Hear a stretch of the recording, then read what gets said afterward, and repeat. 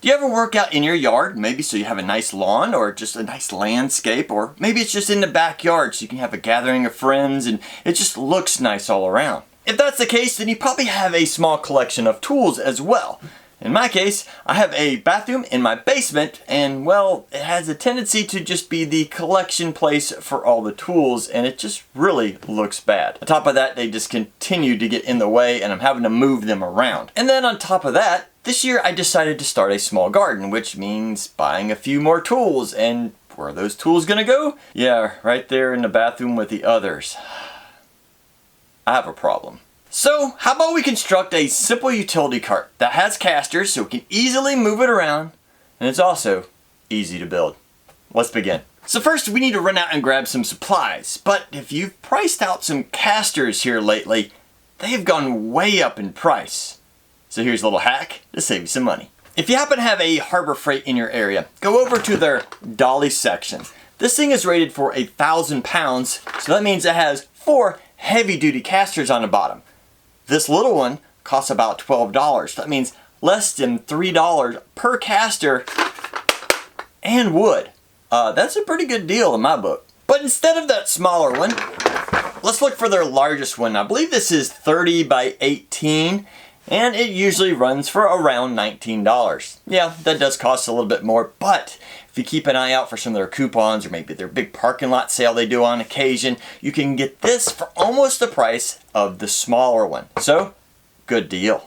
And this dolly is supposed to also support up to 1,000 pounds, which makes it nice and heavy duty and a good frame to actually start our cart. We do have this open section here, so we're gonna put some wood across it to kind of fill that in, and we can go from there. To build off of this cart, I'm gonna be using cedar fence pickets. 1, they're thin. 2, they're inexpensive. And 3, they're rot resistant. So if any of your tools are a little bit wet, you don't have to worry about them rotting your wood. Now I'm going to keep track of how many pieces I use and let you know at the end. I'm first going to flip the dolly over onto its top and we're going to start removing this carpeting for a couple reasons. 1, if it ever gets wet, this will hold moisture which will induce the rotting of your wood. We don't want that. And the outside here, we want it to be able to add pieces to it and that extra cushion can make it difficult. So let's just take this off. In the process of removing this carpeting, you'll notice that some of these staples, well, they're a little bit hard to get out. It's okay if we leave those in there. I don't believe those will be a problem. Just make sure you don't have any sharp pieces sticking out that you can get cut on. Now let's take a quick measurement of this to see exactly the size. It is, well, it's not 30 across. In my case, it's about 29.5. And in this case, it is just under 18. We're about 17 and 15/16. So always take a measurement of your piece before you start building, just in case yours is a little bit different. Now I'm going to take one of my cedar fence pickets here, and we're going to lay it across to see how close it is to the wood that's on there. Wow, it's actually pretty close. Not exact, but that'll be definitely close enough. So I'm going to cut out 4 pieces that are just under 18 inches and go from there. Now we can start placing the wood on our dolly to see how everything's going to fit. And if you notice here, I don't have enough room for the 4th piece, but that is okay. I'm actually going to trim this piece down in just a minute, but we need to take a measurement of this, and I'm gonna guess it's around 3 inches. And if I measure it here, it's around 3.5. I'm actually going to cut this down to 3 inches so that I have a little bit of gap in between these pieces of wood, so if any water gets in here it can run out, plus expansion and contraction of the wood. We don't want it to bind on each other. To cut this down, I'm going to use a table saw, but if you don't have a table saw, you could use a jigsaw, or if you're really careful, maybe even a circular saw to cut that out. Once you have that board cut, you can put it into position, making sure, of course, to leave a little bit of room between each of the boards and try to have it as flush as possible on both sides. Once these are in position, you can use nails, screws, or glue, whatever you like to hold them down. Next, I want to make a small little box that kind of houses everything. So if anything is small in the bottom of the cart, it doesn't roll off onto the floor, or if any of our shovels or whatever don't slide off onto the floor. So again, take one more measurement, it's 29.5. I'm going to do the sides first, and then I'm going to go back and remeasure the inside for these pieces so I can get a really tight fit. Now, of course, I don't want these to be 5.5 inches tall. I think that's just oversized. I'm going to actually rip the boards in half, so it'll be about 2 3/4.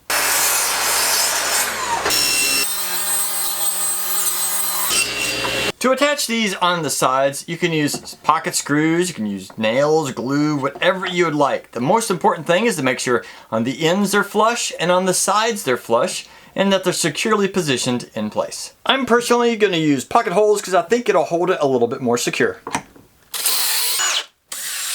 With these boards now in place, we're going to take a measurement across, and it is about 16 3/4. And it happens to be almost exactly on both sides, 16 3/4. So I'm going to cut those out. We're going to rip them down and use pocket screws just like we did these. At this point, I would like to add a little bit of a grid system going across just to add a little bit of strength so as things move around, they don't just hit the sides really hard or slide completely sideways. They'll kind of hit the inner grid system. And I'm thinking just one board going the full length here and 2 going across like this, and that should give it plenty of strength.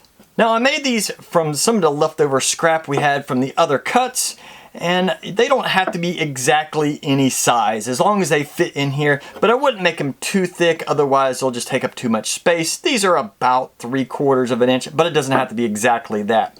I'm just going to use some brad nails to hold all these down, but you can use glue or screws or whatever you'd like. Just make sure they're about symmetrical, otherwise it'll just throw everything off to your eye and look weird.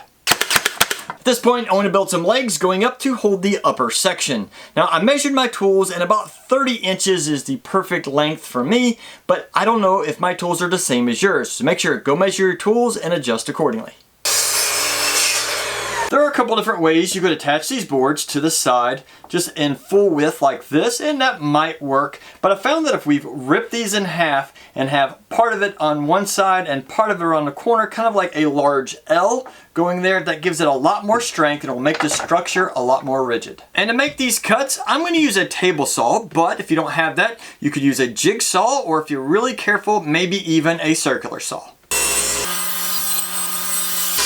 To make the legs, take one of the pieces that we ripped down, and we're going to flip one of the flat sides straight down and take the other side and just bump it straight up to it, making sure everything will fit nicely together.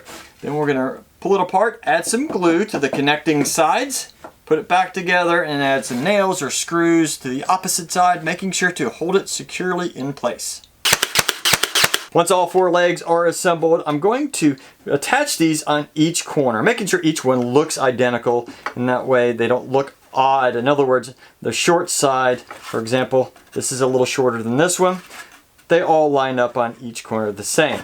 Now I'm going to attach the bottom of the leg here, making sure it is flush to the bottom of this board down here, so we have as much of a connection with the sides as possible.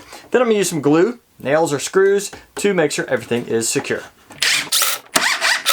With all 4 legs now in place, we're going to construct the top very similar to what we did on the bottom, except I'm going to build everything just in a box first, and then we'll slide it into place and secure it with some screws from the outside just to make sure it is nice and strong. Just a heads up, when you're using pocket screws in cedar, you can easily strip out those holes, so be very, very careful. With the outside frame now done, I want to do those dividers like we did in the bottom, except I want to make these a little bit thicker, and I believe I'm just going to make them the same thickness as this outer frame, so they'll be as strong as possible.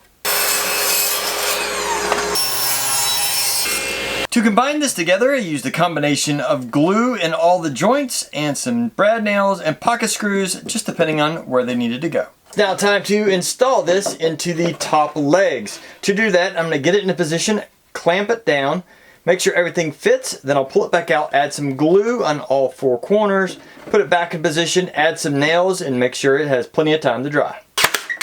And here is the final result. We have the 6 quadrants in the top and in the bottom, so that should really hold your tools nicely and not let them move around too much. Now, considering this is made out of all soft wood, it is quite rigid, and should be a great addition to just about anybody's garage. Now, there are a couple additions you can do to this to make it even better. Grab some hooks, add them to the sides here, or maybe even to the legs, and then allow you to hang some additional cords and cables.